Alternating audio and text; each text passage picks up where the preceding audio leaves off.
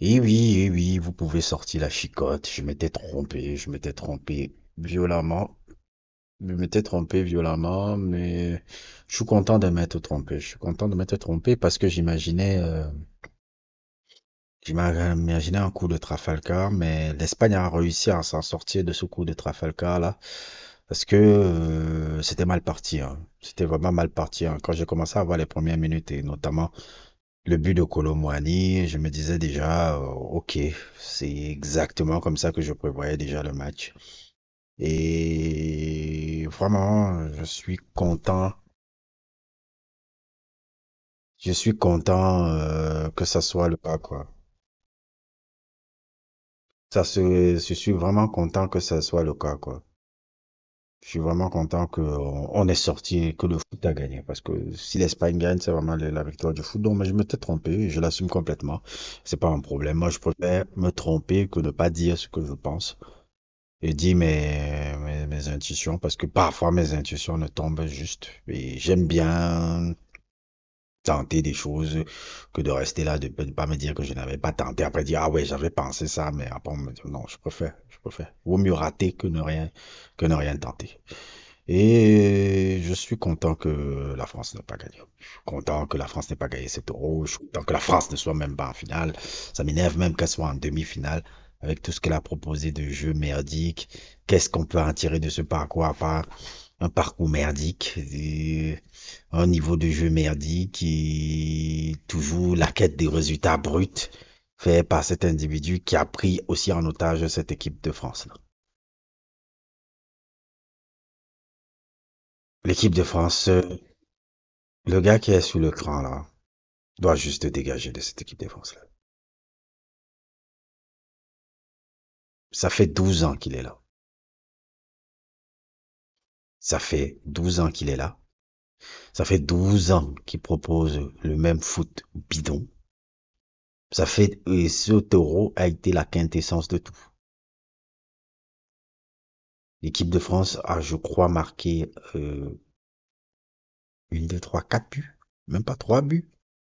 C'était combien de buts qu'ils ont marqué même les mecs? Un, deux, trois. Trois à quatre buts, je sais pas. Donc un contre son camp.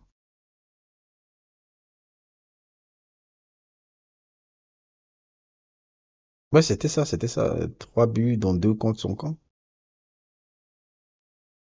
Un jeu famélique et une attaque complètement à la ramasse. C'est totalement bon que l'équipe là ne sorte pas.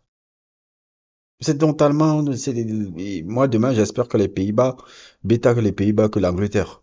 Parce que à ce niveau-là, moi j'avais peur de voir le Mochico en finale dans l'Euro là. Oh là là là là là, c'est très très bien que la France ne soit pas qualifiée. Parce que Deschamps, on est arrivé au bout quoi. On est arrivé au bout de sa politique, on est arrivé au bout de sa vision de jeu. On est arrivé au bout du football de ce mec.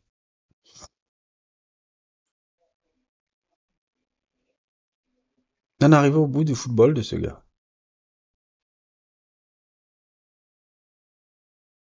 Deschamps est un tocard.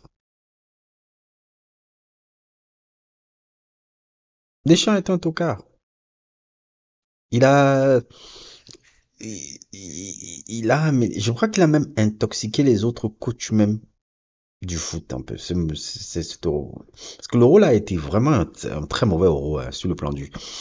Oui, il y a l'intensité des matchs de la saison qui commence à se payer avec l'euro. Mais aussi, les coachs sont prudents. Regardez le coach de l'Italie, regardez la plupart des équipes, les équipes étaient prudentes comme Deschamps. Et moi, je me demande pas si l'impact de ce gars-là se ressent déjà dans le foot déjà.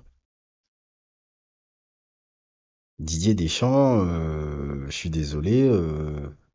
Ouais, on va dire qu'il me l'a fait quatre demi-finales en 6 tournois. Mais qu'est-ce qu'on a proposé comme qu'est-ce qu'on va dire des parcours de la France? Alors, on retient que la gagne. S'il n'y a pas la gagne, il n'y a rien. Le football, c'est pas que ça. Le football, c'est pas juste gagner. Le football, on regarde le football aussi pour le plaisir, pour prendre du plaisir. Oui, prendre du plaisir tout en cherchant à gagner, mais prendre du plaisir. Qu'est-ce qu'on a pris du plaisir là-dedans? Voilà 12 ans que ce mec-là est en équipe nationale et il faut qu'il dégage avec sa sale vision du football. Et j'ai même aussi envie de dire, Kylian, je pense que tu dois prendre beaucoup de vacances et je crois que il faudrait que tu te reconcentres sur ton métier. Parce que depuis ces 7 derniers mois, ça ne va pas. Avec ton yo-yo au PSG, avec beaucoup de choses, ça commence à pâtir sur ton football.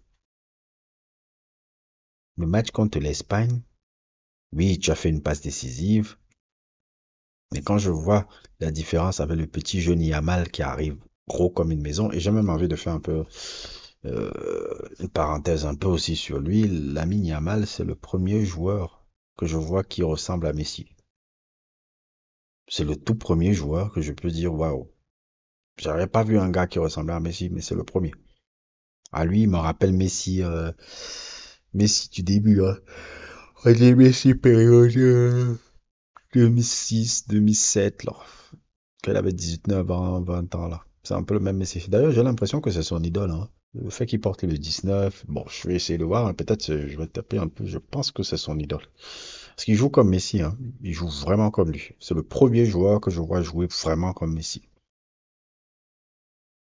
Il joue vraiment comme Messi. Messi du début, en tout cas.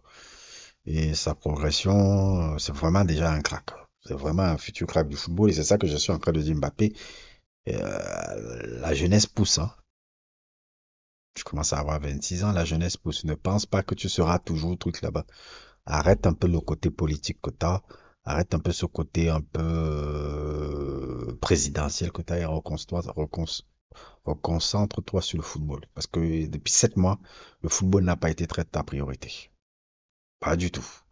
C'était les manigances politiques contre le PSG pour partir. C'était tes trucs avec Luis Enrique. C'était conférence de presse. Tu es très dispersé.